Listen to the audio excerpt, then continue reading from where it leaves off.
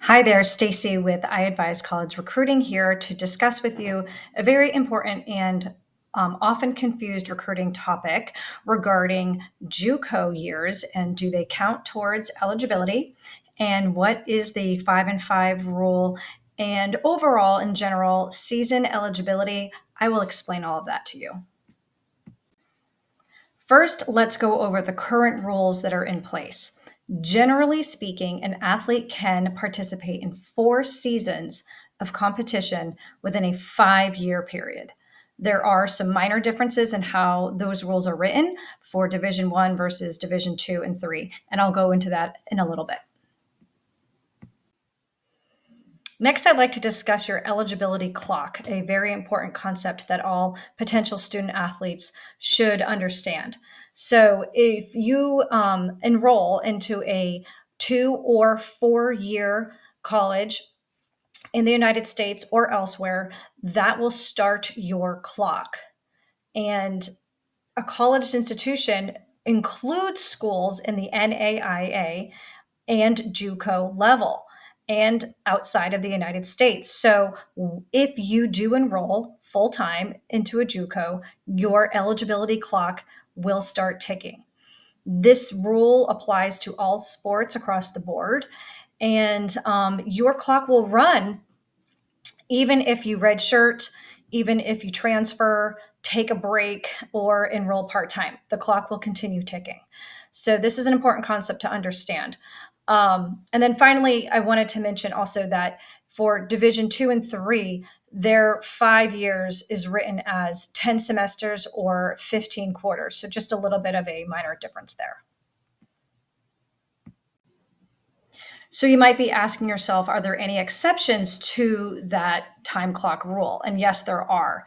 So the exceptions are pregnancy and parental leave, military service and religious missions, medical incapacitation, or when the NCAA grants waivers when there's circumstances beyond the athlete's control.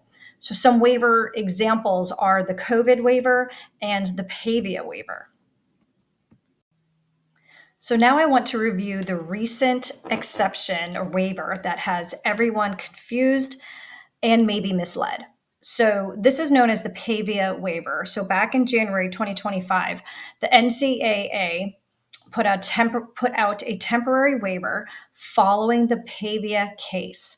And the waiver stated that if the final year of eligibility was 24-25, and if the athlete had played one or more year at a non NCAA school, such as NAIA or a JUCO, then that athlete would be able to compete in the 25-26 season.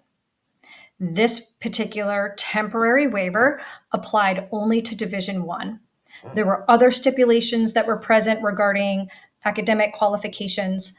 And this was a narrow waiver, and it only affected athletes who fit that specific criteria. So narrow, in fact, it was not even added into the Division 1 manual. So unfortunately, many coaches, consultants have misinterpreted this waiver and are putting out false, misleading information out there to the public. So the ultimate and big question is, so do those JUCO years count? And the answer to that is yes. I've had many clients come to me saying that they want to go to JUCO first because they can play in JUCO and then go on and play 4 more years in the NCAA, and that is false. So that waiver was only for that 1 year, and it only was for the group of athletes that fit that very specific criteria. It did not pertain to those who finished their eligibility in 23-24, or it does not fit those whose eligibility ends after 24-25. So this temporary waiver did not change the 5 years to play 4 seasons rule. And it remains that in order to get an extra 5th year, an athlete must redshirt. So at this point, you might be asking yourself, what is the 5 and 5 rule? You might have heard about this because there has been a lot of speculation and discussion regarding if the NCAA will change its 5 for 4 rule to a 5 and 5 rule. However, nothing has been passed. So also recently, the Division I cabinet has decided to study this option of 5 years for 5 seasons of play. And they have clarified that there will be no changes this season, 25-26, or to the 26-27 season. If it's passed in the future, this rule might potentially eliminate red shirts, kind of streamlining an athlete's progression and doing away with early decision making regarding a red shirt.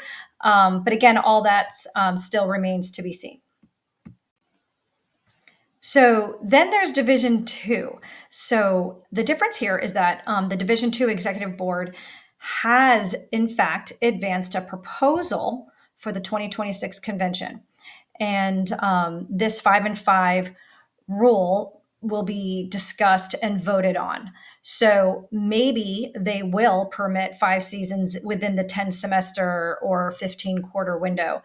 However, we need to pay attention to the results of that convention in January. As of now, no changes have been made for Division 1, 2, or 3. And your best bet is to rely on information coming straight from the NCAA and not on social media. So, this final slide, I would like to talk about just being very careful of misinformation. So, college sports, it's very exciting and fun. And of course, a lot of people will talk about all of these recent changes, or they'll speculate about changes that they think are to come. And with all the rapid changes, it's difficult to keep up and decipher what is factual and what is just speculation. So, when doing your own research, make sure you are checking with multiple reliable sources. And when in doubt, you can, in fact, call the NCAA and ask them directly. The number is listed right here, 317-917-6008. You can call that number for any legislative questions you may have. Now, today in this video, I only discussed NCAA rules. I did not touch upon NAIA eligibility. They're similar, but they're not exactly the same. So maybe I'll do another video on those. But be sure, if you have questions regarding the NAIA, be sure to check with the NAIA website for those details. I hope this video was helpful.